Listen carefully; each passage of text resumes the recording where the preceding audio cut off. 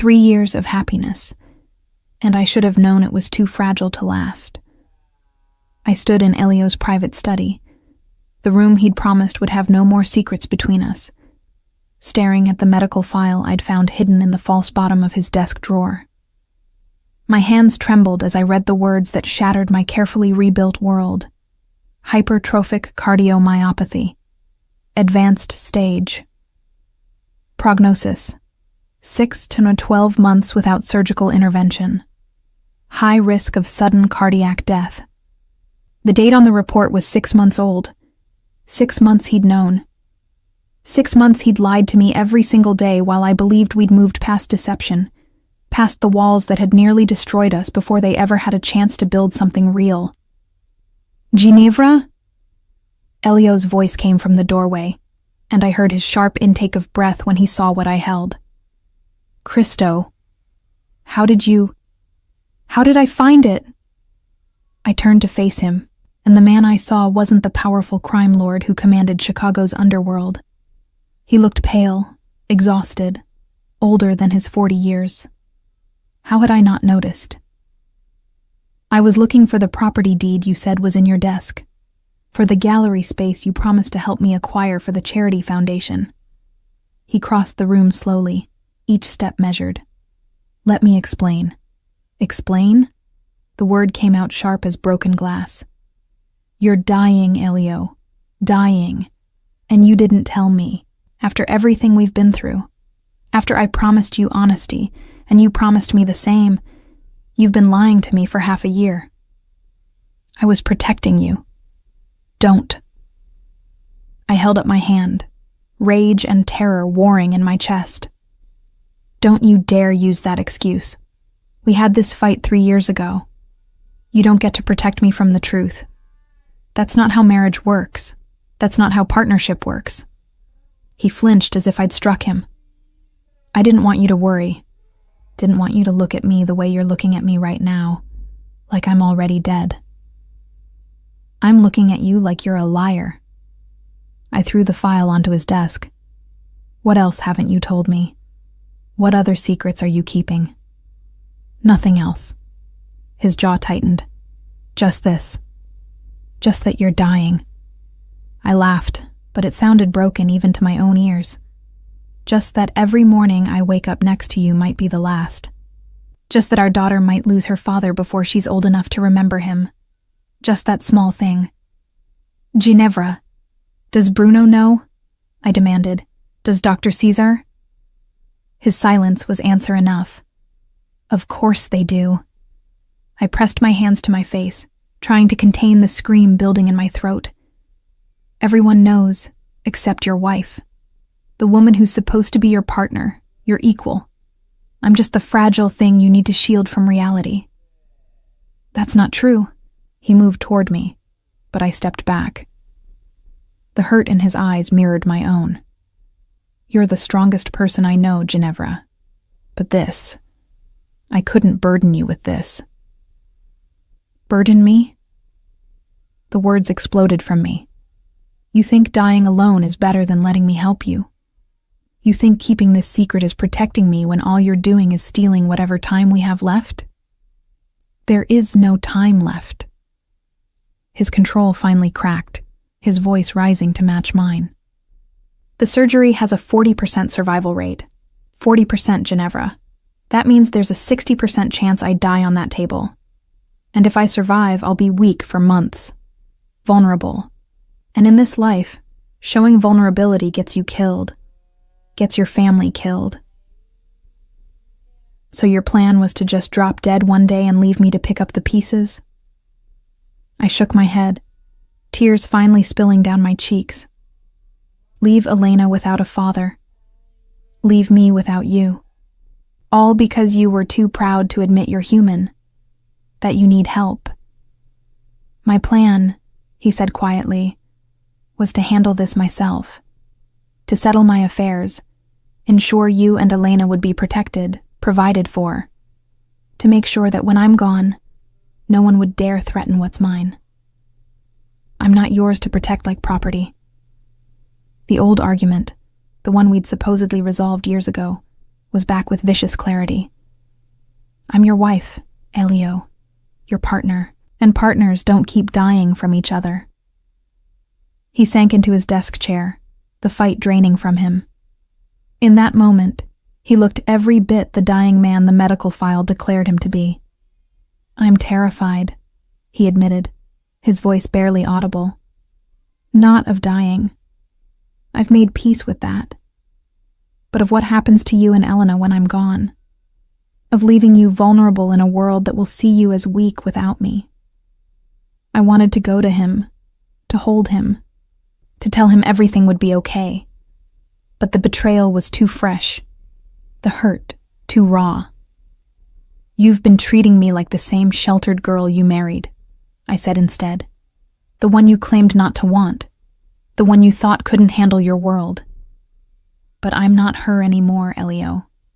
I proved that when I ran your organization while you recovered from Vitale's attack. I proved it when I found Vitale and brought him to you. I've proven it 100 times over these past 3 years. I know. Do you? I challenged. Because from where I'm standing, you still see me as something fragile that needs protecting. Not as the woman who can stand beside you through anything, including this. He looked up at me, and I saw my own pain reflected in his gray eyes. What do you want from me, Ginevra? The truth, always the truth. I moved to the window, staring out at the Chicago skyline that had become as familiar as my own heartbeat. And I want you to fight. Not alone, but with me. To take the surgery, to let me help you through recovery, to trust that I'm strong enough to protect what's ours while you heal. The surgery has a 40% survival rate, I interrupted, which means 40% chance you live. Those aren't terrible odds, Elio, but doing nothing, that's a 100% chance you die. And I won't accept that. I won't let you give up because you're too proud to be vulnerable. It's not about pride. He stood, crossing to me. This time I didn't step away when he took my hands in his. It's about legacy. If I'm weak, if I show weakness, the other families will sense it like sharks scenting blood. They'll come for us.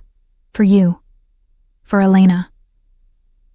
Then we make sure they don't see weakness, I said, a plan already forming in my mind.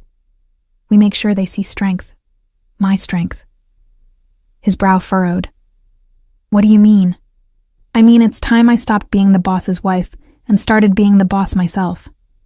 I held his gaze steadily. You have the surgery, you take whatever time you need to recover, and I run the family in your absence. Ginevra. You said yourself I'm the strongest person you know, I reminded him. Prove you meant it. Give me control. Real control, not just managing charities and attending galas. Let me into the business side, the real business. Teach me everything you know, and then trust me to use it. He stared at me for a long moment, something like awe dawning in his expression. You're serious. Completely. I squeezed his hands. You want to protect us? Then give me the tools to protect myself. Stop shielding me from your world and make me part of it. Truly part of it. The other families will never accept. They'll accept what we tell them to accept, I interrupted. You're Elio Vieira. When you say your wife speaks with your authority, they'll listen. And if they don't, I smiled, cold and calculating in a way I'd learned from watching him. We'll make them. A slow smile curved his lips, the first genuine one I'd seen since finding that damned medical file. You've been paying attention. I've had an excellent teacher. I pulled one hand free to cup his face. But Elio, if you ever lie to me like this again, if you ever keep something this important from me, there won't be a third chance. I meant my vows. For better or worse, in sickness and health. But I can't honor them if you won't let me. I know. He leaned into my touch. I'm sorry, Amore. I was wrong. I should have told you the moment I found out. Yes, you should have. I wouldn't let him off easily. Wouldn't pretend this didn't fundamentally shake my trust. But we'll deal with that later. Right now we need to plan. Who knows about your condition? Bruno, Dr. Caesar, and my lawyer. He grimaced. I had everything arranged. New wills, trust funds, security protocols for after you died and left me to figure everything out alone. I finished flatly. Well, those plans are changing. Starting now. Over the next hour, Elio walked me through everything he'd kept hidden. The medical reports, the specialist consultations, the surgical options he'd been considering and rejecting. Dr. Caesar had recommended a surgeon in Switzerland, a woman named Dr. Alba Moretti, who specialized in exactly this type of high-risk cardiac surgery. The surgery itself isn't the only risk, Elio explained, pulling up files on his computer. The recovery period is extensive, months of limited activity, of being unable to work, of being human instead of superhuman, I supplied. I understand, which is why we need to start my transition into leadership now, before the surgery. That way, when you go under, there's no power vacuum, no appearance of weakness. He studied me with those penetrating gray eyes. You've really thought this through. I've been thinking about it since Vitale's attack, I admitted. About what would happen if something happened to you. About what I would do, how I would survive. I just didn't think I'd have to implement it so soon. I'm sorry, he said again, and I heard the weight of genuine remorse in his voice. For keeping this from you, for not trusting you with it. Show me you're sorry, I said, turning back to face him fully. Show me by treating me as your equal from this moment forward. No more secrets. No more protection through deception. We're in this together, Elio. All of it. He pulled me into his arms, and I let him, breathing in his familiar scent of sandalwood and expensive cologne. Together, he agreed against my hair. I'll call Dr. Alba tomorrow, schedule the surgery, and tonight we tell Bruno and start planning your coronation. His hand slid up my spine. The families need to see that Ginevra Vieira isn't just my wife. She's my partner, my equal, my successor if necessary. The word successor sent a chill through me, but I pushed past it. Then let's make sure they never forget it. That night, after Elena was asleep and Bruno had been summoned for an emergency meeting, I stood beside Elio in his study while he outlined the plan to his most trusted lieutenant. You want Mrs. Vieira to take over operations? Bruno's weathered face showed surprise, but not disapproval. While you undergo surgery? Not just while I'm in surgery, Elio corrected. Starting now. Ginevra will begin attending all meetings, learning all aspects of the business. By the time I go to Switzerland, she'll be ready to run everything in my absence. Bruno's gaze shifted to me, assessing. With all respect, boss, some of the old guard won't like this. Women don't run families. Women don't usually, I corrected, stepping forward. But I'm not usual, Bruno. I found Vitale when everyone else failed. I commanded Ilio's men and they followed. I've proven I can think strategically, act decisively. The only question is whether the old guard is smart enough to recognize an asset when they see one. A smile tugged at Bruno's lips. The boss taught you well. The boss married well, Elio countered. He just took too long to realize it. Over the following weeks, my education began in earnest. Elio walked me through every aspect of his empire. The legitimate businesses that provided cover and cash flow, the less legitimate operations that provided real power, the network of alliances and obligations that held the entire structure together. I learned about the shipping routes that moved not just legal cargo, but also things that never appeared on manifests. About the construction companies that laundered money through inflated contracts. About the politicians and judges whose loyalty was purchased and maintained through careful application of carrots and sticks. It was dizzying and sometimes nauseating, but I absorbed it all. Because Elio was right about one thing. Knowledge was power.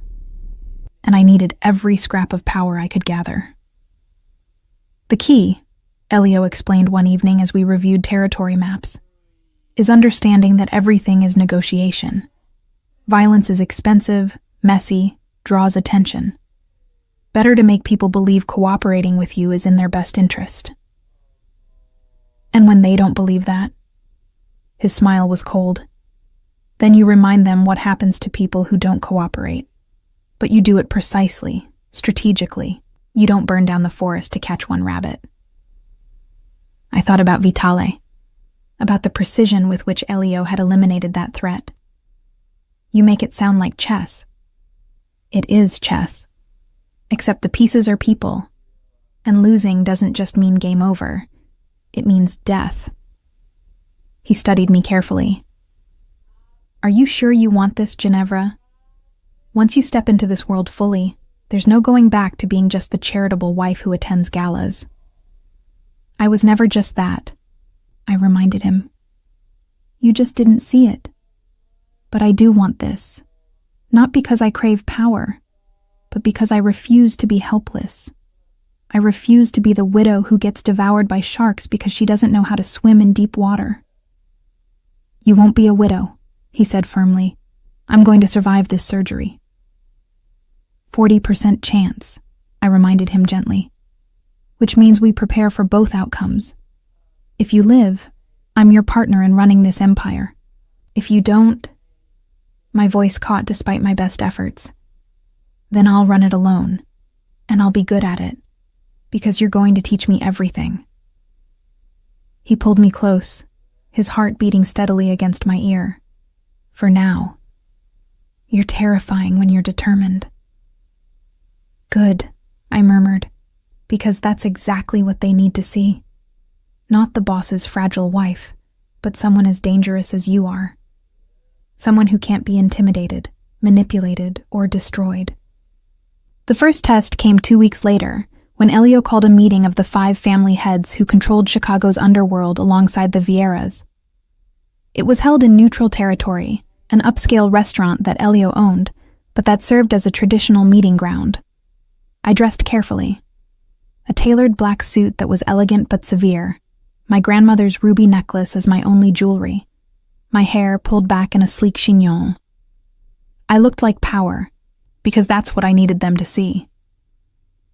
Remember, Elio murmured as we entered, they'll test you, push boundaries, make crude comments, try to rattle you.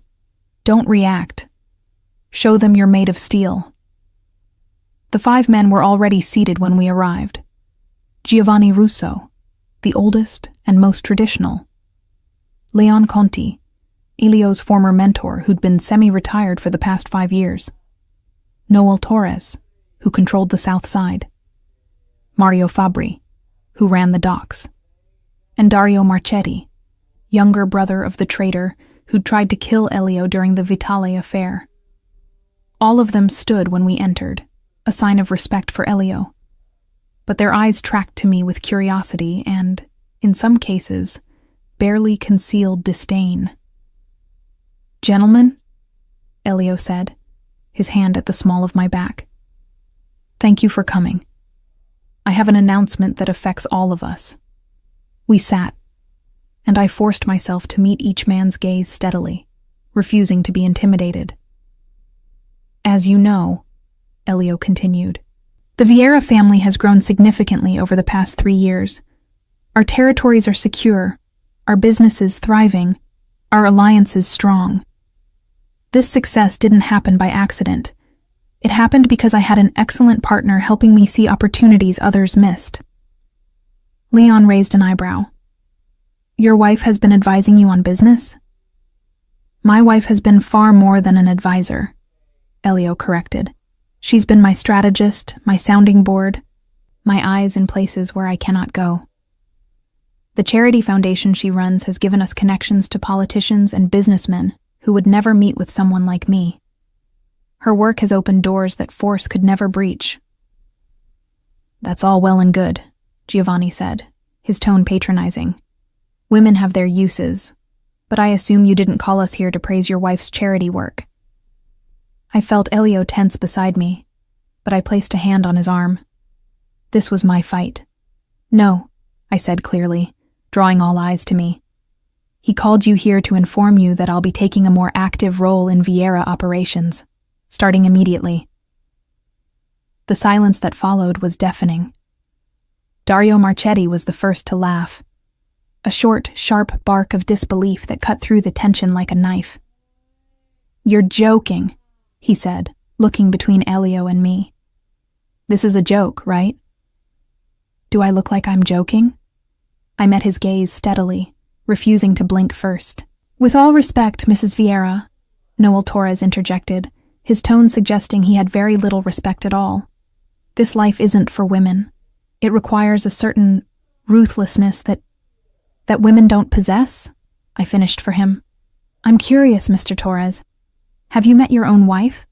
I've heard she's quite ruthless when it comes to managing your household finances." A few surprised chuckles from around the table. "This isn't about managing finances," Giovanni said, his voice harder. "This is about making decisions that affect territories, alliances, lives.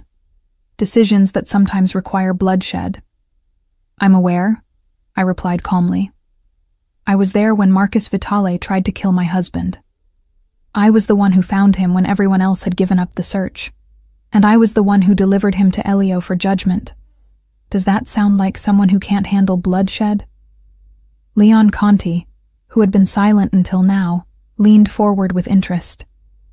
"I'd heard rumors about that." "You really found Vitale?" "Through his sister," I confirmed. "Everyone was looking for him in the obvious places. I reasoned that he'd use someone he trusted, someone above suspicion. His sister led us right to him." "Lucky guess," Dario muttered. "Strategic thinking," Elio corrected, his voice carrying a warning edge. "Which is exactly why Ginevra will be invaluable to our operations going forward." "Forward to what exactly?" Giovanni pressed. "What's really going on here, Elio? You've never needed a woman's input before." This was the moment when we either gained their cooperation or lost their respect entirely. Elio's hand found mine under the table, squeezing once. Then he released it, giving me the floor. "Elio has a medical condition," I said, deciding honesty was our best strategy. "He'll be undergoing surgery in Switzerland in 6 weeks. The recovery will take months. During that time, someone needs to run Vieira operations. That someone will be me." The explosion of voices was immediate. "Absolutely not. This is insane. The other families will never accept—" "Gentlemen," Elio's voice cut through the chaos like a whip crack. "Enough." Silence fell again, but the tension was palpable. "Ginevra has my complete confidence and my complete authority," Elio continued. "During my recovery, any agreement made with her is an agreement made with me. Any disrespect shown to her is disrespect shown to me. Is that clear?" "Crystal clear," Leon said, surprising me by being the first to acknowledge it. "But, Elio, you have to understand our position. This is unprecedented. The old families, the traditionalists, they won't accept a woman giving orders." "Then they'll learn to adapt," I said before Elio could respond. "Because this is happening whether they accept it or not. The only question is whether they want to work with me or against me." Dario leaned back in his chair, a sneer on his face. "And what happens if we choose against?" The threat was implicit. If they didn't cooperate, they might make a move against the Vieira family while Elio was weak. "Then you'll discover what happens when you underestimate me," I replied, my voice soft but carrying an edge I'd learned from Elio. "Just like Vitale did. How did that work out for him?" Dario's face flushed with anger, but before he could respond, Leon laughed. "She's got fire, I'll give her that." He looked at Elio. "You're serious about this?" "Completely." "And you trust her to run things without running them into the ground?" I trust her to run things better than some of the men at this table could, Elio said bluntly.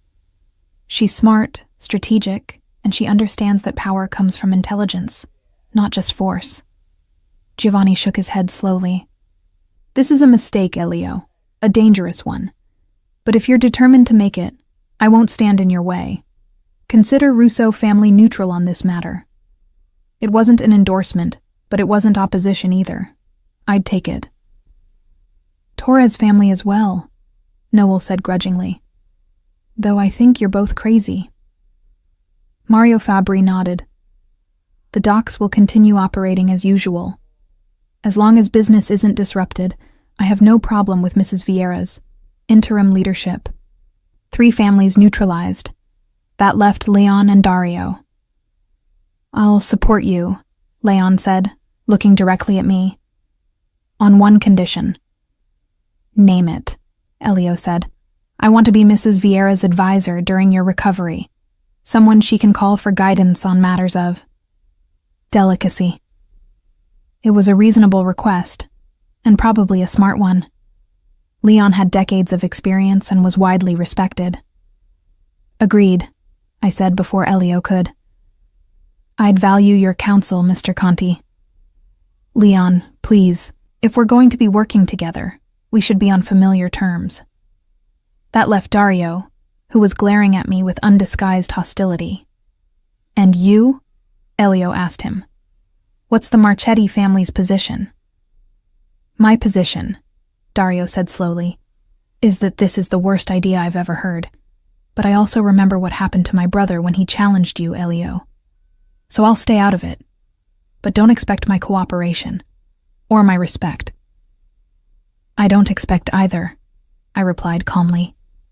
I'll earn them, just like I've earned everything else in this life. The meeting ended shortly after, with the families filtering out one by one. Leon stayed behind, approaching me with a calculating look. You did well, he said. Better than I expected, actually. Thanks. I wasn't sure if that was a compliment or not. Word of advice, he continued, glancing at Elio, who was speaking with Bruno near the door. Dario's pride is wounded. His brother died because he challenged Elio. And now he sees a woman taking power where his brother failed. He'll be a problem. I figured as much, I admitted. Watch him carefully, and when he makes his move, because he will, hit back twice as hard. It's the only language men like him understand. With that cryptic warning, Leon departed, leaving Elio and me alone with Bruno. Well? I asked. How did I do? You did perfectly, Elio said, pulling me into his arms. Proud doesn't begin to cover it. 3 neutral, 1 supportive, 1 hostile, Bruno summarized. Could have been worse. Could have been better, I countered. Dario's going to be a problem. Then we'll handle him when the time comes, Elio said. For now, let's focus on getting you fully integrated into operations before I leave for Switzerland. The weeks that followed were the most intense of my life. Elio took me to every meeting, introduced me to every contact, walked me through every decision. I met with shipping captains and union bosses, politicians and judges, businessmen and criminals. Each interaction was a test, and I felt the weight of scrutiny on me constantly.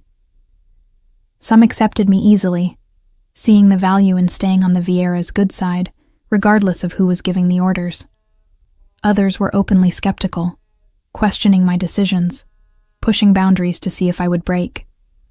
I didn't break. When a union boss tried to renegotiate his contract, thinking I'd be easier to manipulate than Elio, I called his bluff and shut down the entire operation for a week until he came crawling back.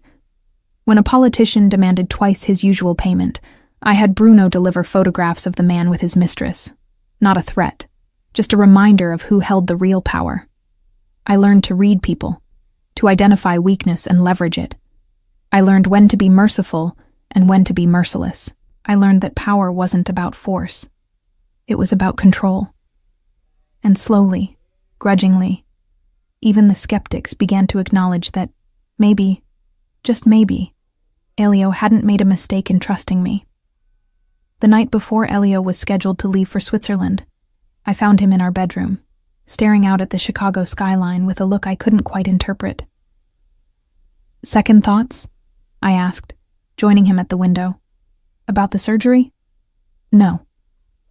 He pulled me against his side. "About leaving you to handle this alone?" "Yes." "I won't be alone," I reminded him.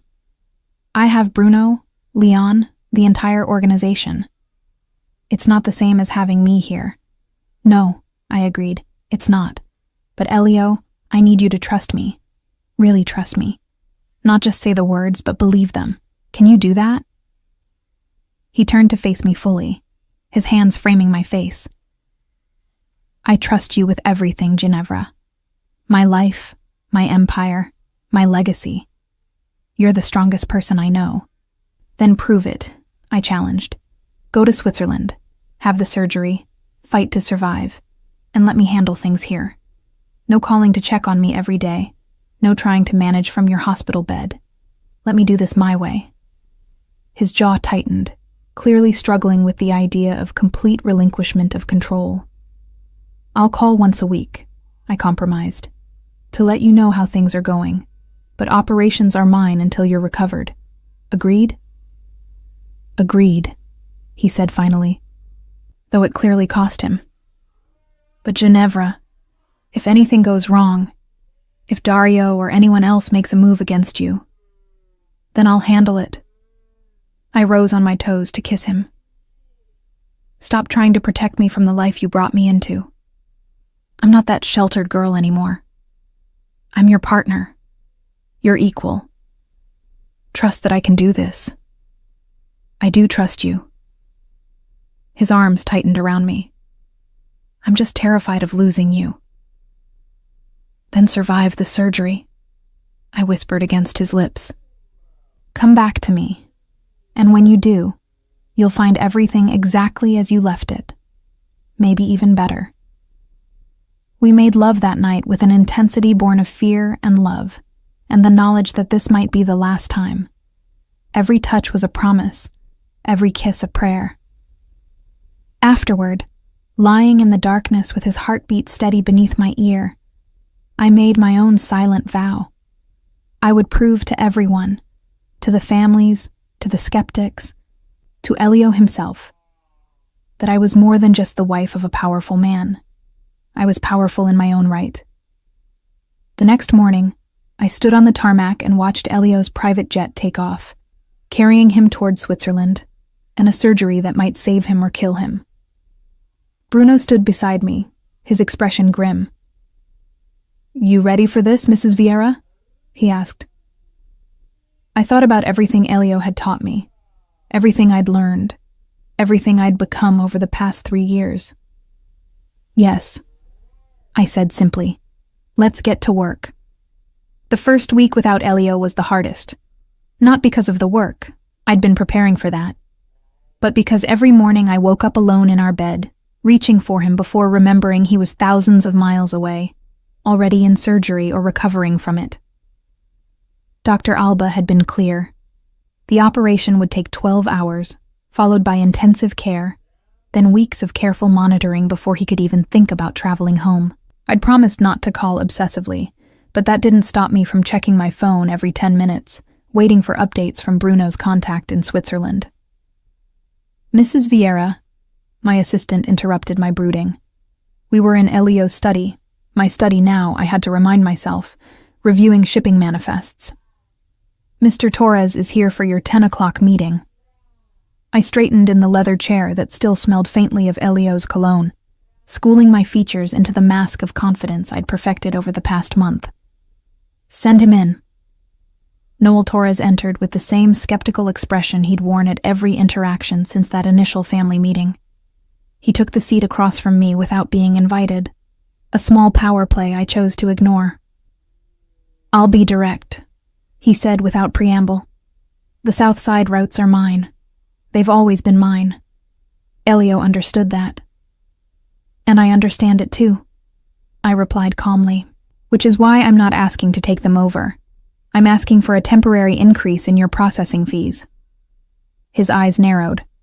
Why? Because 3 of our regular shipping contacts have been arrested in a federal sting operation. Until we can establish new relationships, we need to route through your channels.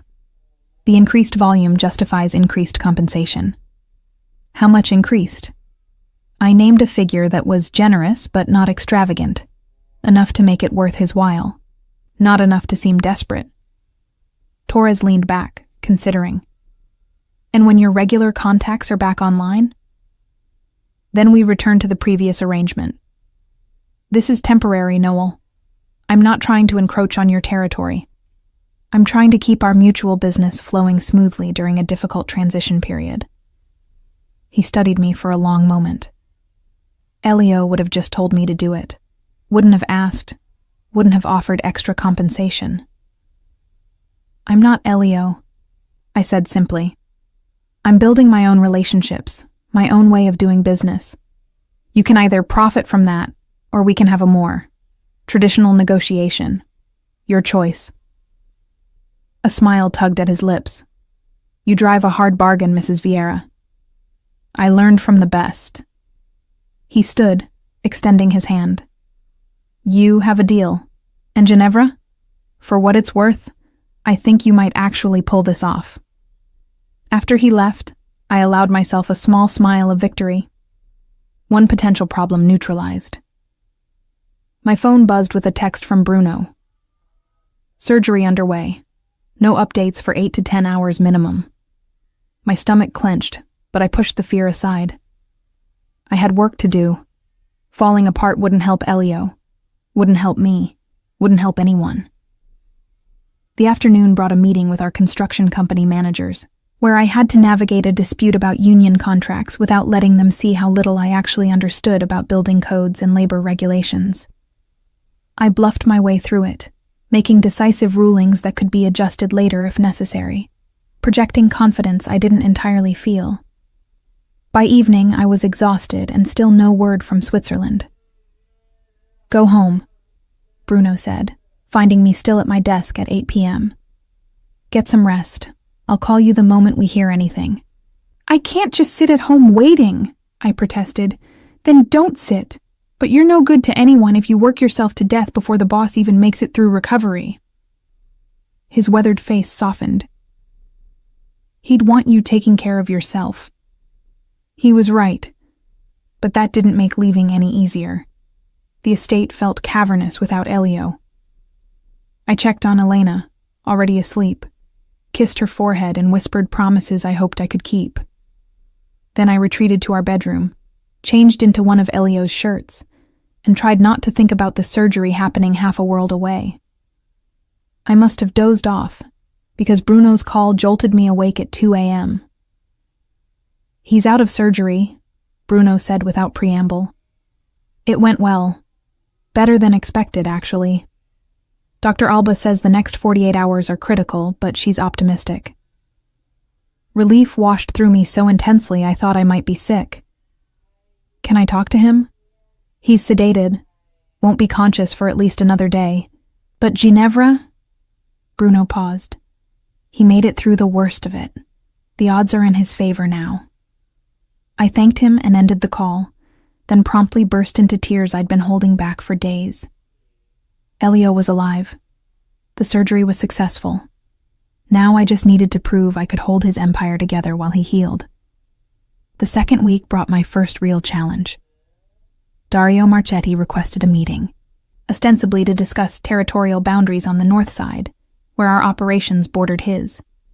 I agreed, bringing Bruno and 2 other trusted men, meeting in the same neutral restaurant where Elio had announced my new role. Dario arrived with his own entourage, his expression smug in a way that set off alarm bells in my head. Mrs. Vieira, he said, settling into his chair with exaggerated casualness. Thank you for agreeing to meet. I have a business proposition for you. I'm listening. The Northside territories have been disputed for years. Under Elio's leadership, we maintained an uneasy peace. But now, he spread his hands. Circumstances have changed. I'm proposing a reallocation of those territories, specifically, the docks and warehouses you currently control. You want me to just hand over valuable assets? I kept my voice level despite my rising anger. On what grounds? On the grounds that you don't have the manpower to protect them properly, he replied. With Elio gone, you're vulnerable. I'm offering to take those territories under Marchetti protection, for your own good. How generous. I didn't bother hiding my sarcasm. And what do I get in return for this charitable donation? My assurance that the rest of your territories remain unmolested. His smile didn't reach his eyes.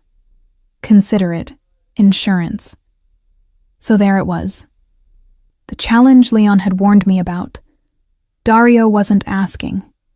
He was threatening. Give him what he wanted or face the consequences. Every eye in the room was on me, waiting to see how I'd respond.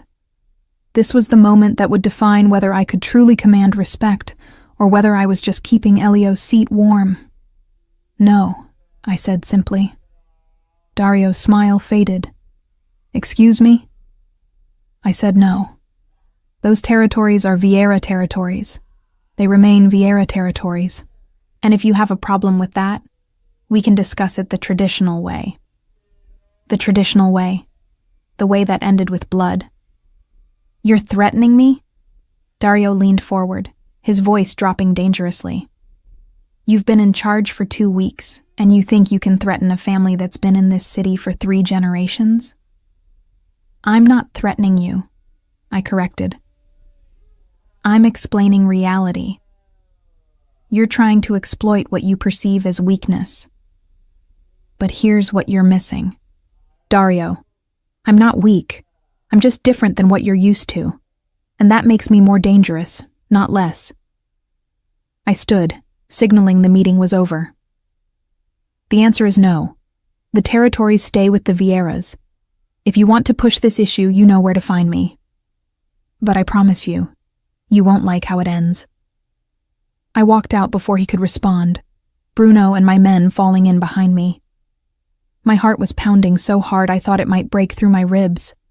But I kept my spine straight, my stride confident. Once we were in the car, Bruno exhaled slowly. That could have gone better.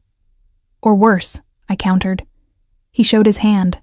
Now we know he's planning a move. And we know you won't back down. Bruno's expression was approving. The boss would be proud. The boss would tell me I should have anticipated this and prevented it before it became a confrontation. Maybe, Bruno conceded, but he'd also say that sometimes you have to draw a line and dare people to cross it. You just drew yours. That night, I called Switzerland for my weekly update. Elio was awake now, recovering faster than expected, though still weak. How are things there? He asked, his voice raspy but stronger than I'd expected. Interesting, I hedged, not wanting to worry him. Torres is cooperating, Leon has been invaluable, and the business is running smoothly. And Dario? Of course he'd zero in on what I wasn't saying. Made his move, I admitted. Tried to take the North Side territories. I told him no.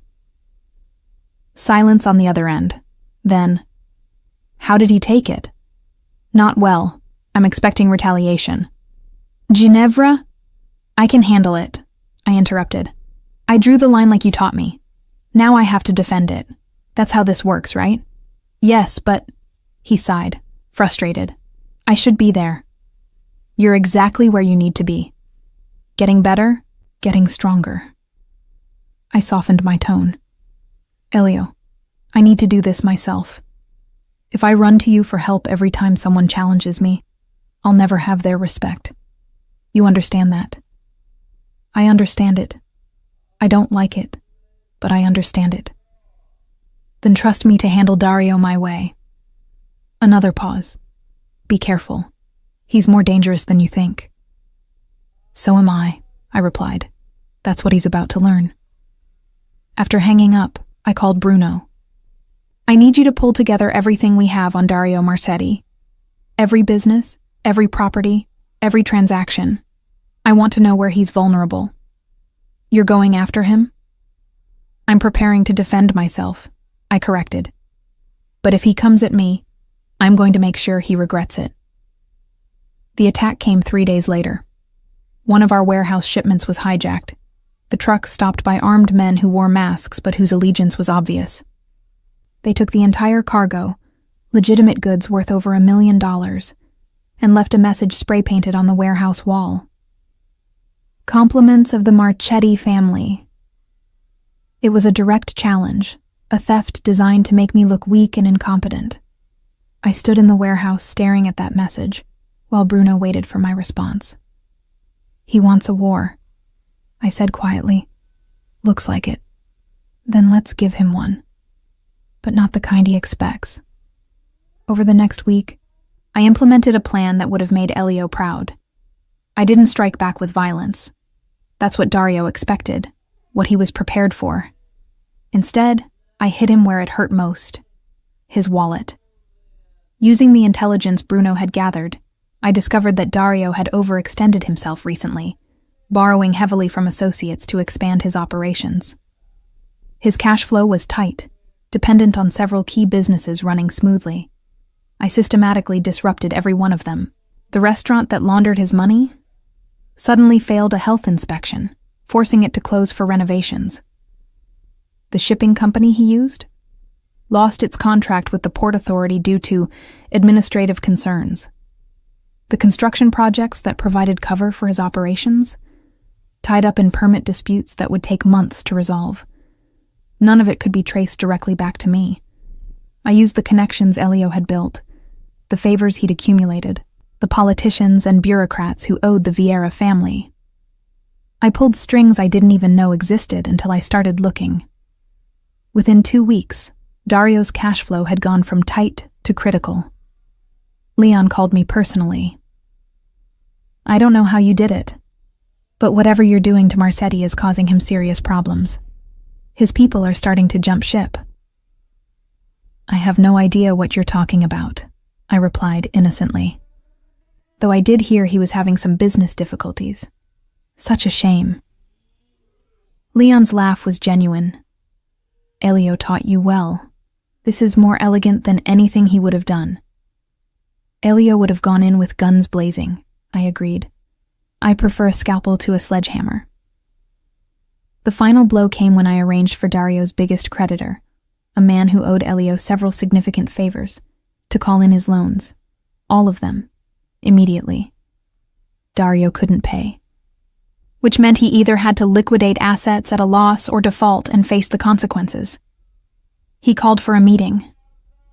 This time his tone was very different. "You're destroying me," he said bluntly when we met. Gone was the smug confidence. Now he looked haggard, desperate. "I'm defending my territory," I corrected. "You hit me, I hit back. That's how this works." "You're a vindictive bitch." "I'm a woman who keeps her promises," I replied calmly. "I told you that you wouldn't like how this ended. Did you think I was bluffing?" He glared at me with impotent rage. "What do you want?" "An apology. To me in front of the other family heads. Public acknowledgement that you overstepped, and that the Vieira territories are off limits." "You can't be serious." "Completely serious. You challenged my authority, tried to make me look weak. Now you pay the price. Publicly." I leaned forward. "And Dario? If you ever come at me again, I won't just destroy your cash flow. I'll destroy everything you've built. Your businesses, your reputation, your family's standing. I'll erase the Marchetti name from this city's memory. Are we clear?" The hatred in his eyes was palpable, but he nodded. "Crystal." The public apology came 2 days later, at a gathering Leon arranged. All the family heads witnessed Dario Marchetti formally acknowledge that he had misread the situation regarding the North Side territories, and that he respected Ginevra Vieira's authority over Vieira operations. It was humiliating for him, and everyone knew it. But it also sent a clear message. I wasn't to be underestimated. That night, when I called Elio for our weekly update, his first words were, "I heard about Dario. News travels fast." Leon called me, said you handled it brilliantly. Pride colored his voice. better than I could have. You would have just killed him, I pointed out. Exactly, which would have solved the immediate problem but created long-term complications. Your way was cleaner, smarter. He paused. I'm in awe of you, Ginevra. You've exceeded every expectation. High praise from a man who didn't want me, I teased, referencing our beginning. The stupidest words I ever spoke, he replied seriously. If I could go back and shake sense into my past self, I would. No need, we got here eventually. I smiled, even though he couldn't see it. How's recovery going? Ahead of schedule. Dr. Alba says I might be able to travel home in 3 weeks instead of 6. My heart lifted. That's wonderful. I want to come home, Amore, but I also... He hesitated. I don't want to undermine what you've built. You've proven you can run things without me. I don't want to just swoop back in and take over. It was a concern I hadn't expected from Elio, and it touched something deep inside me. We'll figure it out together, I promised, like we always do. But Elio, I'm ready for you to come home. The Empire is secure, but I miss my partner. Soon, he promised. Very soon. Elio returned to Chicago on a gray November afternoon, exactly 4 weeks after his surgery. I met him at the private airfield with Elena, who shrieked, "Daddy!" and launched herself at him the moment he emerged from the plane. He caught her carefully, mindful of his still healing chest, and I saw tears in his eyes as he held our daughter. Then his gaze found mine over Elena's head, and the love I saw there stole my breath. "Welcome home," I said, suddenly feeling shy despite everything we'd been through. He transferred Elena to Bruno's arms and crossed to me, pulling me into an embrace that was gentle but fierce. "I missed you," he murmured against my hair. "Every single day." "I missed you too." I breathed in his scent, the familiar comfort of him. But we survived, both of us. The ride back to the estate was filled with Elena's chatter about everything Daddy had missed. Elio listened with rapt attention, his hand never leaving mine. But I noticed the way he studied me too, assessing, calculating, trying to figure out how much had changed in his absence. Everything had changed. But we wouldn't address that with Elena present. That evening, after Elena was tucked in and the household had settled, Elio and I finally found ourselves alone in our bedroom. "You look different," he observed, pouring us both wine despite his doctor's orders to limit alcohol. "Harder, more confident." 4 weeks of running your empire will do that. I accepted the glass. Did you expect me to stay the same? No. He sat beside me on the sofa by the fireplace. But I didn't expect you to flourish quite so completely. Leon said you handled Dario with more finesse than I've shown in 15 years of leadership. Leon exaggerates. Does he? Elio's gaze was penetrating. Because from what I heard, you systematically destroyed Dario's operation without firing a single shot. That's not just competence, Ginevra. That's genius. I shifted uncomfortably under his scrutiny. I did what needed to be done. You did more than that. You changed how this organization operates. He set down his glass. Bruno told me about the new protocols you implemented. The electronic record keeping, the encrypted communications, the reorganization of territories for maximum efficiency. You've modernized things I've been too set in my ways to change. I saw inefficiencies and corrected them. You saw opportunities and seized them. He cupped my face, forcing me to meet his eyes. You're not my stand-in anymore, are you? You're a leader in your own right. The observation hung between us, loaded with implications. Does that bother you? I asked quietly. He was silent for a long moment, his expression unreadable. It should, he finally said. I should feel threatened, worried about losing control. But instead, his thumb traced my cheekbone. I feel relieved, Relieved? For the first time in 20 years, I have a true partner. Someone who can shoulder this burden with me, not just support from the sidelines. His voice grew rough with emotion. You have no idea what that means, Ginevra. How liberating it is to know I'm not alone in this anymore. I set down my own glass and straddled his lap, careful of his healing incision. You were never alone. You just refused to see it. I see it now. His hand settled on my waist. The question is, what do we do about it? What do you mean? I mean the organization has been running smoothly without me. Better than smoothly, actually. The other families respect you. The business is more profitable than ever. And you've proven you don't need me to succeed. He paused. So where does that leave us? I understood what he was really asking. Had my success made him obsolete? It leaves us as partners, I said firmly. Real partners, with equal authority and equal responsibility. I don't want to run things alone, Elio. I want to run them with you. But not as your subordinate or your protege, as your equal. Something like relief washed over his face. Equal partners. Completely equal. We make decisions together. We face threats together. We build this empire together. I leaned in until our foreheads touched. Unless you have a problem with that? A problem with having a brilliant, ruthless, beautiful woman as my co-ruler? His laugh was genuine. I'd be an idiot. And whatever my faults, I'm not that. We sealed the agreement with a kiss that quickly escalated into more, rediscovering each other after weeks apart.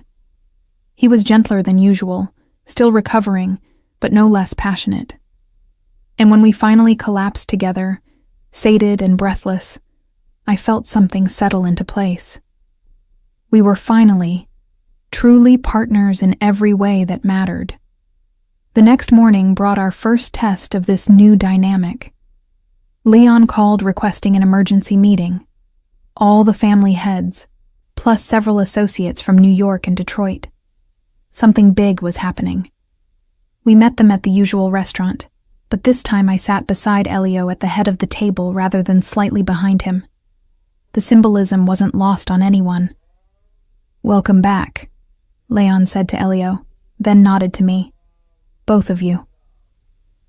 "What's this about?" Elio asked, his hand finding mine under the table. "The Bratva," Leon said, referencing the Russian Mafia. "They're making a major push into the Midwest.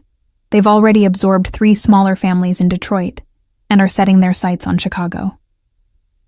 The Bratva. I'd heard Elio mention them before, always with a mixture of respect and wariness.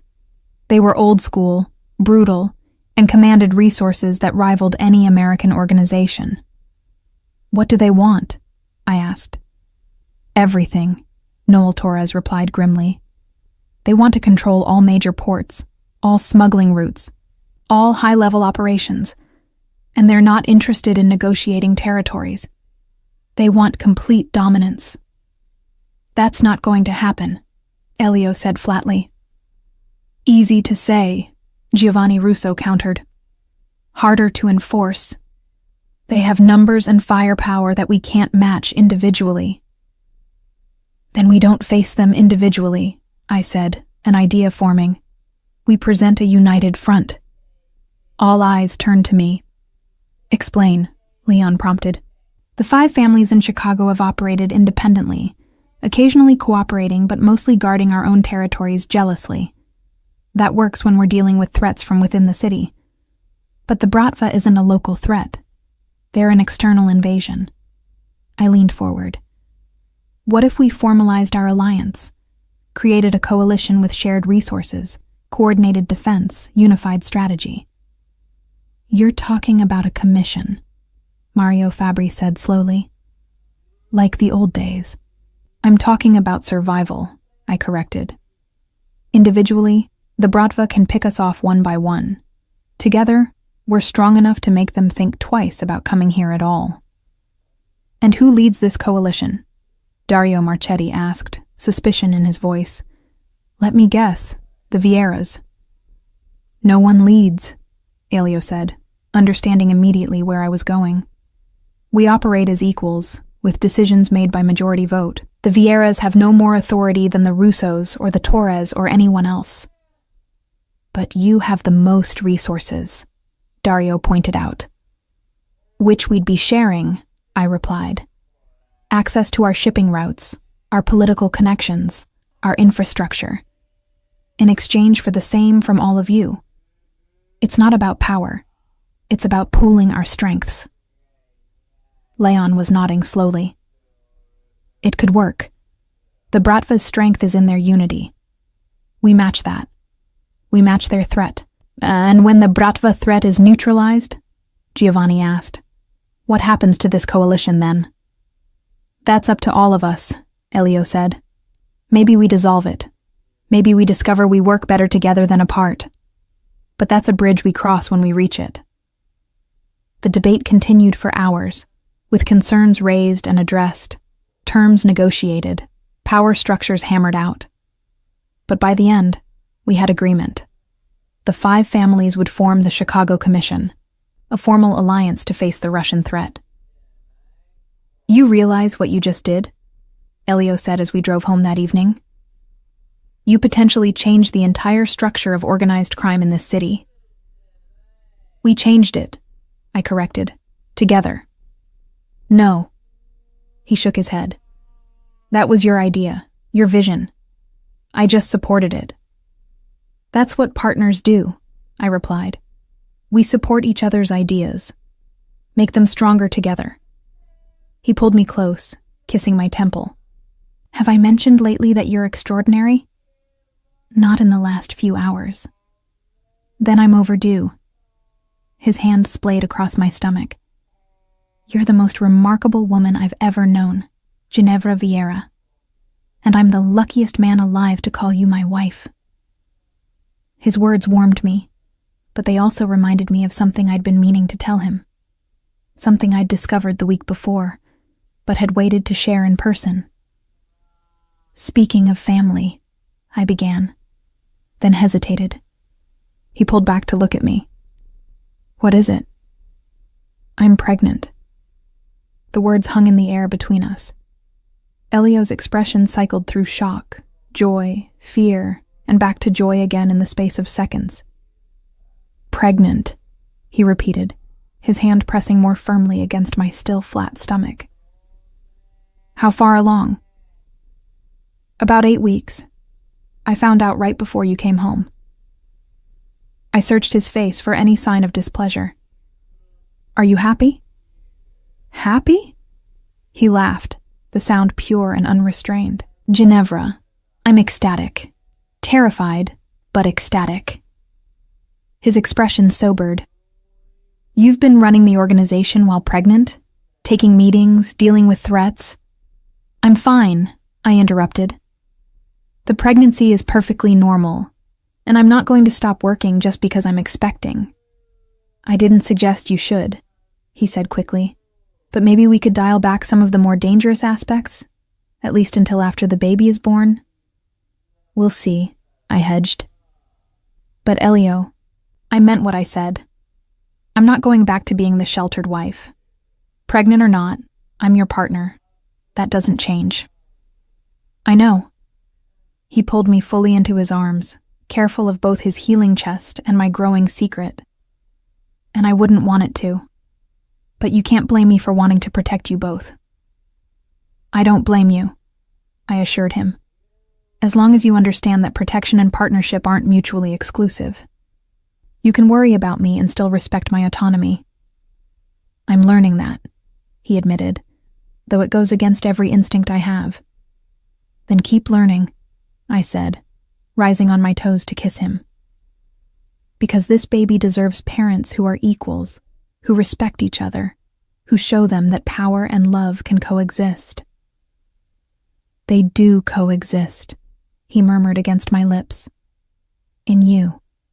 You're the most powerful person I know, and also the most loving. Our children are lucky to have you. Our children. Plural. The thought filled me with warmth and terror in equal measure. "We're lucky to have each other," I corrected. "Partners in everything." "Partners," he agreed. "Always." The Chicago Commission's first real test came 3 weeks after its formation. The Bratva made their move on a cold December night, hitting one of Mario Fabri's dock operations with overwhelming force. 15 men armed with military-grade weapons, overwhelming the 5 guards on duty and making off with an entire shipment worth $3 million. It was a calculated strike, designed to show that the Russians weren't intimidated by our alliance, and to test whether the Commission would actually stand together or fracture under pressure. Mario called the emergency meeting himself, his voice tight with barely controlled fury. "They hit my docks," he said without preamble when we assembled. "Took everything, killed 2 of my men, wounded 3 others. This is an act of war." "Agreed," Elio said. "The question is how we respond." "We hit them back," Dario argued. "Twice as hard. Show them what happens when they come into our city." "And lose more men in the process?" I interjected. "The Bratva wants us to react emotionally. They're stronger than us in direct conflict. We need to be smarter." "So what do you suggest?" Giovanni asked. "We just let them steal from us without consequence?" "I suggest we stop playing their game and force them to play ours." I pulled out the intelligence reports Bruno had compiled. The Bratva's strength is in their muscle. But they're new to Chicago, which means they don't have the political connections we do, the legitimate business fronts, the deep roots in the community. "So?" Mario demanded. "So we use those advantages," Elio said, immediately understanding my thinking. "We make operating in Chicago so expensive and complicated for them that the $3 million they stole isn't worth the headache." Over the next hour, we planned our response. Not a shooting war, but something more insidious. We'd use our collective influence to make every aspect of the Bratva's operations in Chicago impossible. Their shipments would be delayed by customs inspections. Their businesses would face constant code violations. Their associates would find themselves under surveillance by law enforcement we controlled. Their money laundering operations would be quietly frozen. Death by 1,000 cuts. "It's elegant," Leon observed. "But will it work?" "It worked on Dario," I replied, ignoring the glare the man in question shot me. "The Bratva are strong, but they're not invincible. Make their operations unprofitable, and they'll go elsewhere." "And if they escalate instead?" Giovanni asked. "Then we escalate too," Elio said. "But we do it as a unified front. They hit one family, all 5 families respond. That's the power of the Commission." The plan was implemented immediately. Within a week, the Bratva's Chicago operations were hemorrhaging money. Every shipment delayed, every business facing fines, every transaction scrutinized. They tried to push back, hitting another of our operations, this time one of Noel's gambling establishments. But the response was swift and coordinated. Within hours, federal agents raided 3 Bratva front companies, seizing assets and arresting key personnel. Message received: "Mess with one of us, you mess with all of us." The Bratva's representative requested a meeting. His name was Alexei Volkov, a man in his 50s with cold eyes and the kind of stillness that came from absolute confidence in his own lethality. He arrived with 4 bodyguards to our 2, a subtle power play. But this time, all 5 family heads attended. A show of unity that wasn't lost on Volkov. "Gentlemen," he greeted us in accented but perfect English. Then his gaze landed on me. "And lady, I did not expect to find a woman at this table." "Then your intelligence is lacking," I replied coolly. "I'm Ginevra Vieira, co-head of the Vieira family and representative on the Chicago Commission." Something like amusement flickered in his eyes. The Bratva could learn from Chicago's progressiveness. "The Bratva could learn a lot of things from Chicago," Elio said, "starting with the fact that this city is not available for conquest." Volkov's smile faded. You have cost us significant money with your interference in our operations. You cost us 3 million and 2 lives, Mario shot back. Consider it interest. I came to propose a truce, Volkov continued. The Bratva acknowledges that Chicago is well defended. We are willing to negotiate a division of territories and operations that allows both our organizations to profit. It was more than I'd expected, honestly. The fact that they were willing to negotiate at all meant our strategy was working. What exactly are you proposing? Leon asked. The negotiation lasted 3 hours. The Bratva wanted access to our port facilities for their shipping operations. In exchange, they'd stay out of our gambling, construction, and political spheres. They wanted a foothold, not domination. We need to discuss this privately, Elio said finally. Give us 24 hours. After Volkov and his men left, the real debate began. We can't trust them, Dario insisted. This is just a ploy to get inside our operations. Probably, I agreed. But it's also an acknowledgement that they can't take Chicago by force. That's a win. A partial win, Giovanni corrected. If we let them in, even in a limited capacity, we're giving them a foothold they can expand later. But if we refuse, Leon pointed out, we're guaranteeing continued conflict. More violence, more loss of life, more resources spent on defense instead of profit. The argument continued, with valid points on all sides. Finally, Elio called for a vote. All in favor of accepting the Bratva's proposal with strict monitoring and enforcement protocols? Leon, Noel, and Mario raised their hands. All opposed? Giovanni and Dario. A split vote, which according to our commission bylaws meant we needed further negotiation. I have a compromise, I suggested. We accept their proposal with a 6-month trial period.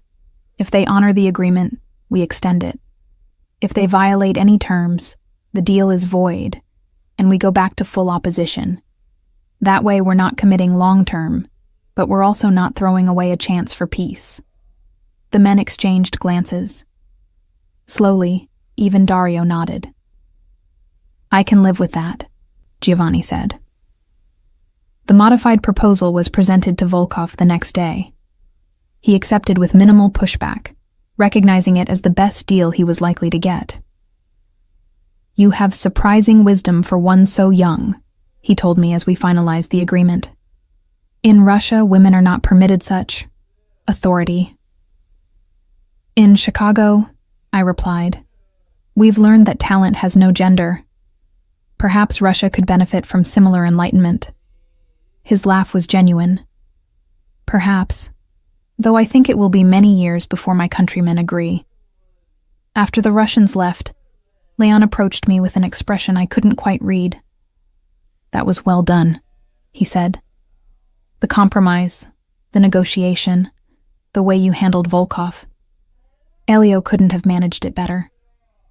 Elio would have told them to go to hell, and consequences be damned, I replied. Exactly. Leon smiled. Which is why you're good for him. You temper his instincts with strategy. We balance each other, I said. That's what partnership means. Leon's expression grew serious.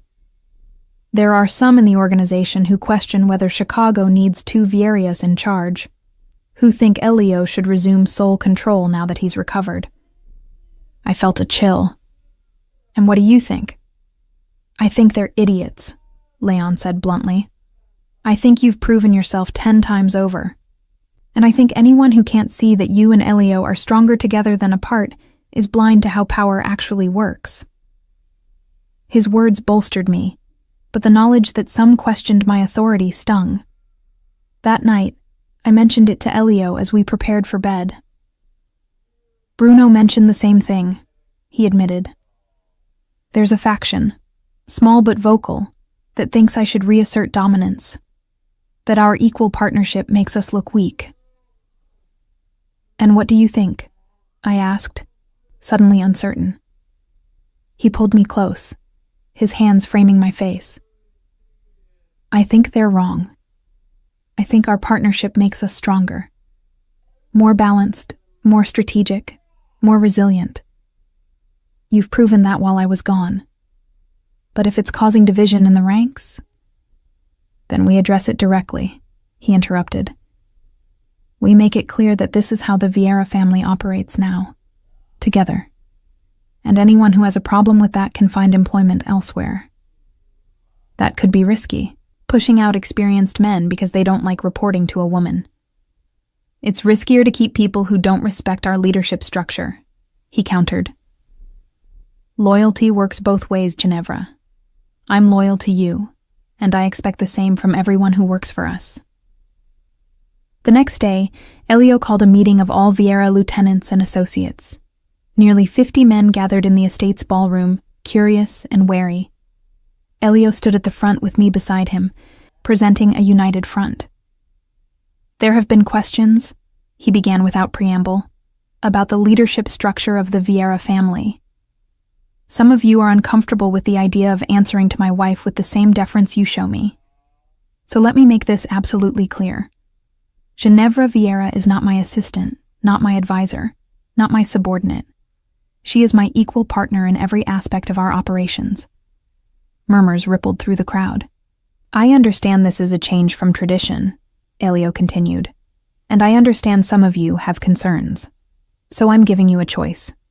You can accept this new structure and continue to work for the Vieira family with all the benefits and protections that entails. Or you can leave, with a generous severance package and no hard feelings. But if you stay, I added, stepping forward, you work for both of us. You show me the same respect, the same loyalty, the same obedience you show Elio. There will be no distinction, no hierarchy between us. Are we clear? The silence that followed was heavy. Then Bruno stepped forward.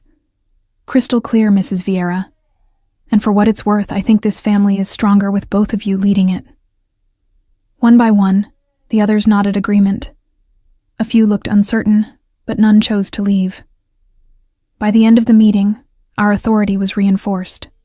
Not everyone was happy about it, but everyone accepted it. That went better than expected, I said afterward. You expected a revolt? Elio asked, amused. I expected more pushback. I leaned against him, suddenly exhausted. The pregnancy was making itself known with increasing fatigue. They know better than to push back, he said. You've earned their respect through action, not just through being my wife. That carries weight. As winter deepened and my pregnancy progressed, our partnership solidified. We developed a rhythm. Elio handling the more traditional aspects of the business, the face-to-face meetings and negotiations where his reputation carried weight. Me handling the strategic planning, the political maneuvering, the modernization efforts. Together, we were formidable. The Bratva honored their agreement, restricting their operations to the agreed-upon parameters. The commission proved its worth, coordinating responses to various threats and opportunities with increasing efficiency. And in our private moments, Elio and I rediscovered each other. Not as patient and wife in the traditional sense, but as true partners building something together. Do you ever regret it? I asked one night as we lay in bed, his hand resting on my growing belly. Giving up sole control? Never, he said without hesitation. I'm happier now than I've been in 20 years. Not because I have less responsibility, but because I'm not carrying it alone anymore. Our son, we'd learned the gender that week, kicked against his palm, and Elio's face lit up with wonder. He's strong, he observed, like his father, and brilliant like his mother. Elio kissed me softly. With both our traits, he'll be unstoppable. Or completely unmanageable, I countered. That too. His smile faded into something more serious. Ginevra, I need to tell you something. My heart clenched. What? When I was in Switzerland recovering from surgery, I had a lot of time to think. About my life, my choices, my legacy. He paused. I realized that everything I'd built, all the power and territory and influence, it meant nothing if I didn't have someone to share it with, someone who truly understood it. Elio, let me finish. His thumb traced circles on my wrist. You saved me.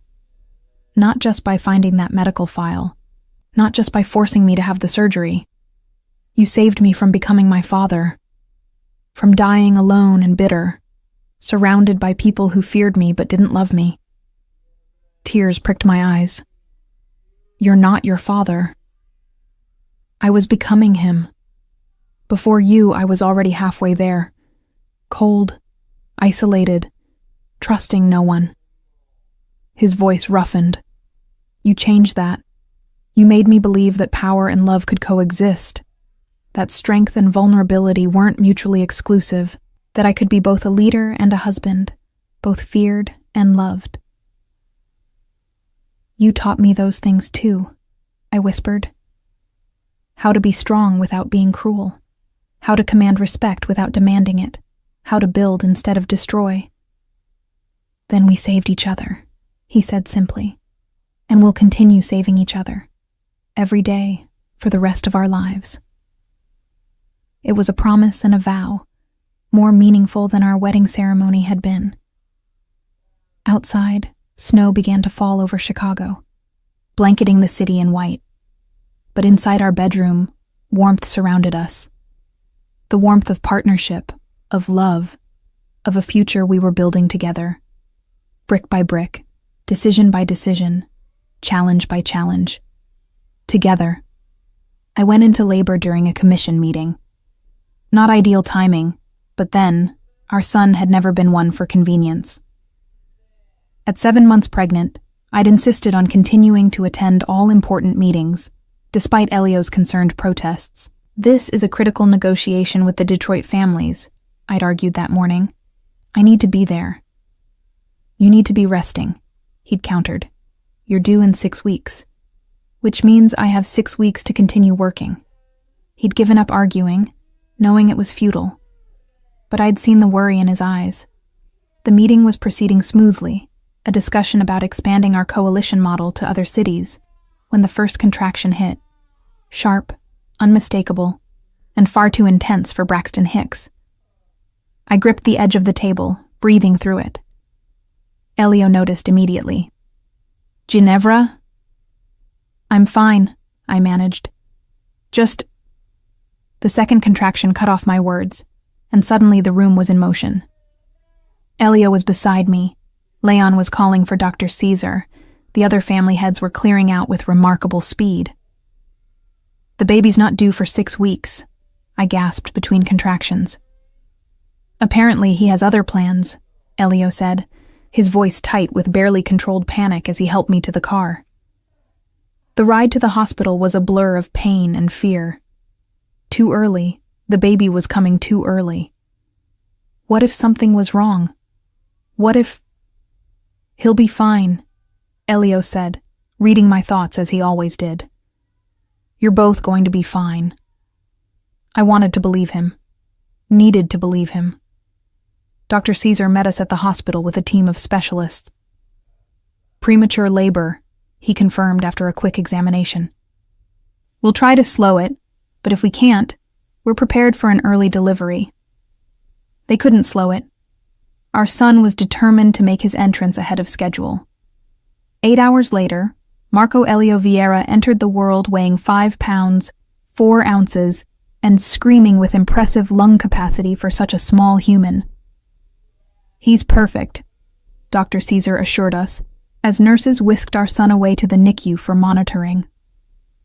Small, but healthy. He'll need to stay in the hospital for a few weeks to gain weight and strengthen his lungs, but I see no cause for concern. Relief made me dizzy. Elio was pale, gripping my hand so tightly I thought he might break bones. He's okay? He asked, his voice raw. He's really okay? He's really okay, the doctor confirmed. Only then did Elio collapse into the chair beside my bed, his face in his hands. I realized he was crying. Not quiet tears, but great shaking sobs of relief and terror and overwhelming emotion. I reached for him, pulling his head to my chest, and we cried together. "I thought I was going to lose you both," he choked out. When the labor started early, all I could think was that this was my punishment. For lying to you about my heart, for putting you through that stress. "Stop," I interrupted firmly. "This isn't punishment. This is life. Complicated, messy, beautiful life. And we got through it. Together." He lifted his head, his eyes red but clear. Together. The next 3 weeks were the longest of my life. I divided my time between the hospital, where Marco was slowly gaining weight and strength, and the estate, where business continued to demand attention. "You should be resting," Elio insisted for the 100th time as I reviewed shipping manifest in the NICU waiting room. "I'll rest when Marco comes home," I countered. "Until then, I might as well be productive." He knew better than to argue. Instead, he simply took half the manifests and worked beside me, both of us keeping vigil over our son through the nursery window. Leon visited weekly, bringing updates on commission business, and refusing to discuss anything too stressful in my presence. "You just had a baby," he'd said. "The world can wait." But the world rarely waited for anyone.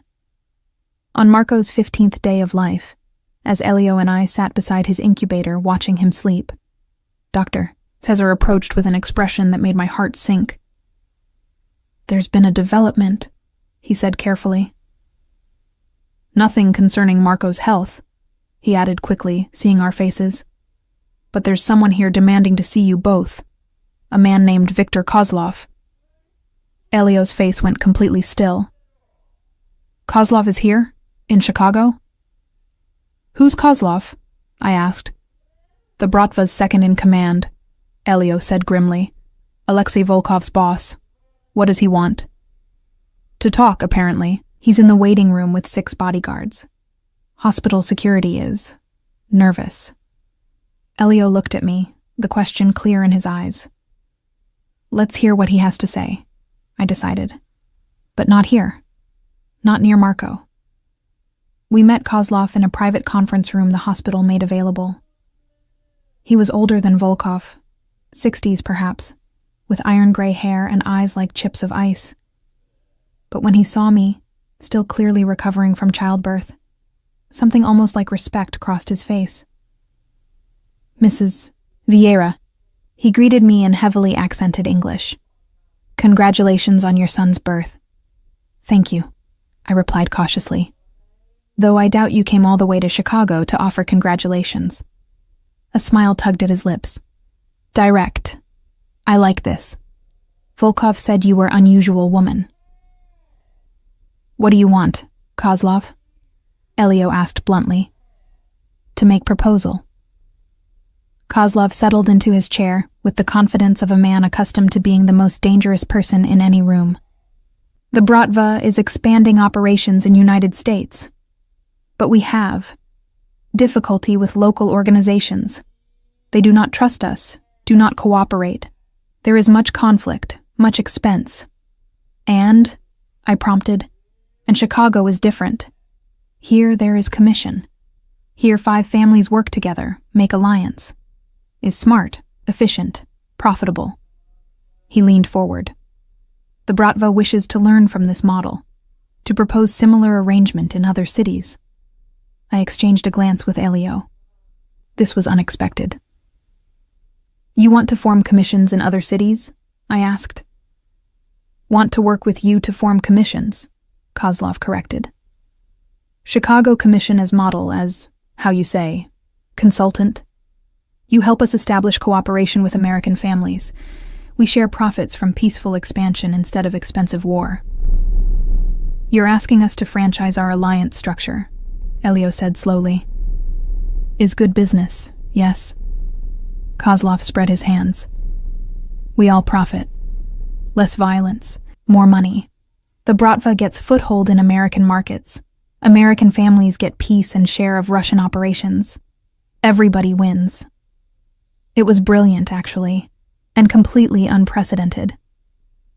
This would require buy-in from all commission families, I said.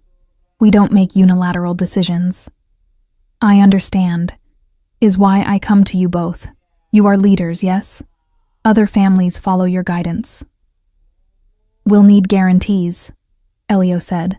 Contracts, enforcement mechanisms, neutral arbitration for disputes. All can be arranged. Kozlov stood.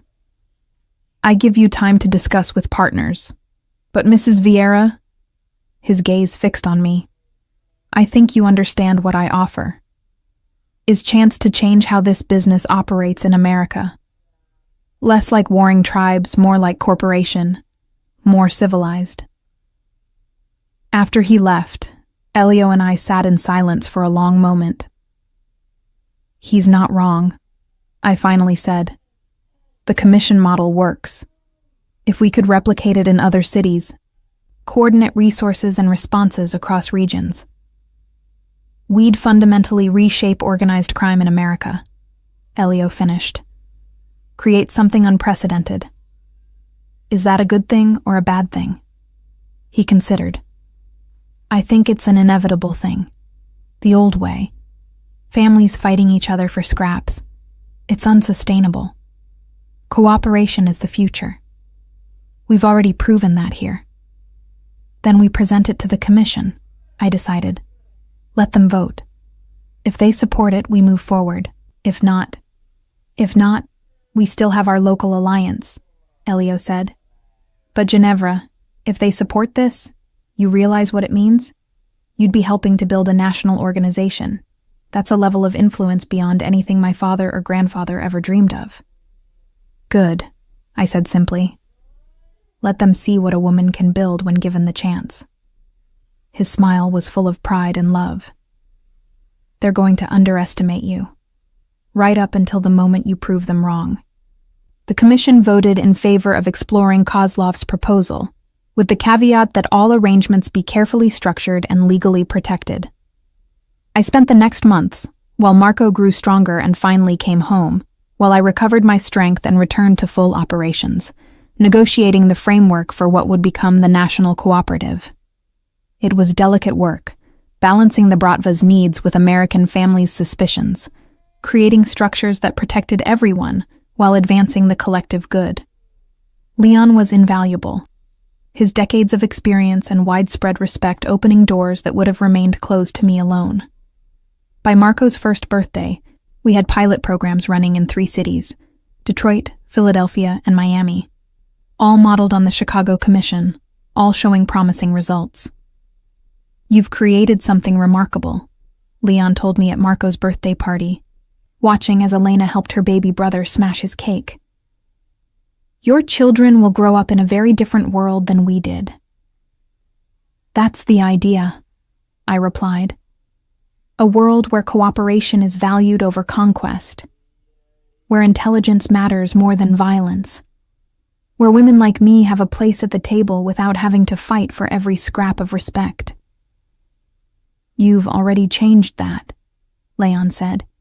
Even the most traditional families acknowledge your authority now. You've proven yourself too many times to dismiss. As the party continued, I watched Elio playing with our children, his laughter genuine and unguarded, so different from the cold, controlled man I'd married. He caught my eye and smiled, and I saw in that smile everything we'd built together.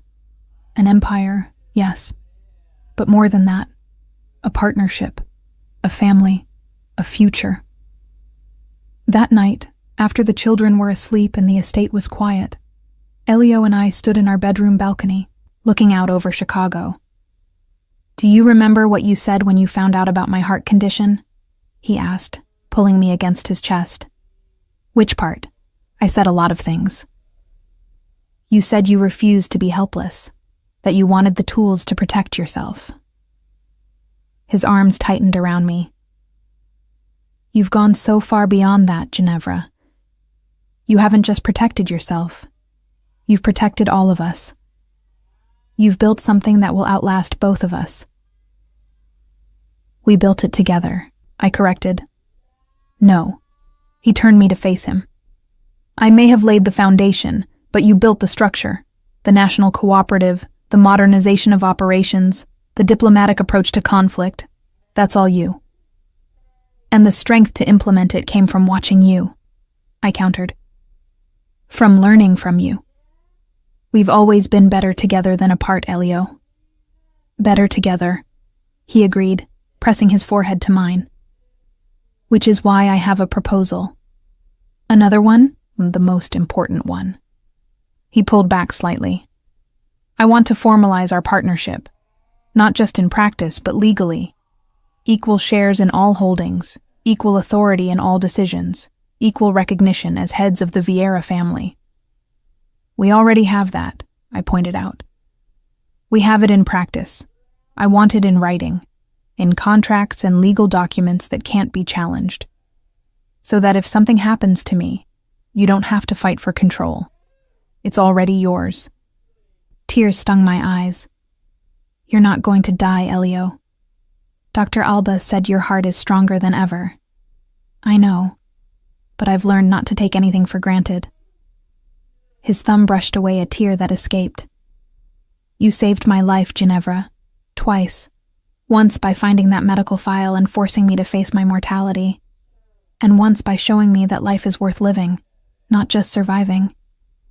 You saved mine too, I whispered.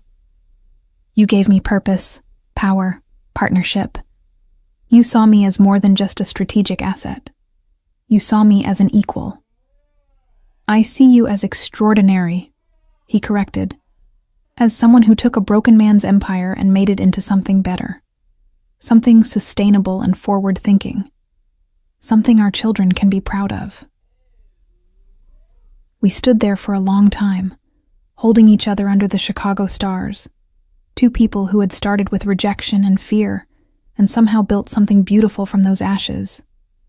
I don't regret anything, I said finally. Not the pain, not the challenges, not even that awful wedding day when I overheard you saying you didn't want me, because all of it led us here. To this moment, he agreed, to this life we've built, to these children sleeping in their rooms, blissfully unaware that their parents run half the organized crime in America. I laughed, the sound startling in the quiet night. When you put it that way, When I put it that way, it sounds insane, he finished. But it's our insanity, our empire, our legacy. Our salvation, I added, echoing the theme that had defined us from the beginning. Because that's what we've been for each other. Not just partners, but saviors. Saving each other from loneliness, from fear, from becoming the worst versions of ourselves. And isn't that what love is? He asked. Not flowers and poetry, but the willingness to pull someone back from the edge, to say I see your darkness and I choose you anyway. Yes, I breathed. That's exactly what love is. We kissed then, soft and sweet and full of promise. The kiss of partners who had been through fire and emerged stronger. The kiss of parents protecting their children's future. The kiss of two leaders building an empire together. When we finally pulled apart, Elio's eyes were bright with emotion. Thank you, he said simply. For what? For being exactly who you are, for refusing to be diminished or controlled. For saving me when I didn't even know I needed saving. His voice grew rough. For loving me despite everything I am, everything I've done. Thank you for the same, I replied. For seeing past the sheltered girl to the woman who could stand beside you. For trusting me with your empire, your life, your heart. Always, he promised, for as long as we both live. It was a vow more binding than any wedding ceremony, spoken under stars that had witnessed countless other promises. But ours felt different, forged in pain and betrayal and hard-won trust. Ours felt permanent. As we returned inside, I caught a glimpse of our reflection in the bedroom mirror. The powerful couple, perfectly matched. No longer the rejected bride and the cold groom, but equals in every way that mattered. And tomorrow we would wake up and continue building. Continue leading. Continue proving that power didn't have to corrupt. That love could coexist with ambition. That a woman could command the same respect as any man if she was willing to fight for it. But tonight, we simply held each other. Two people who had found salvation in the last place they expected. In each other.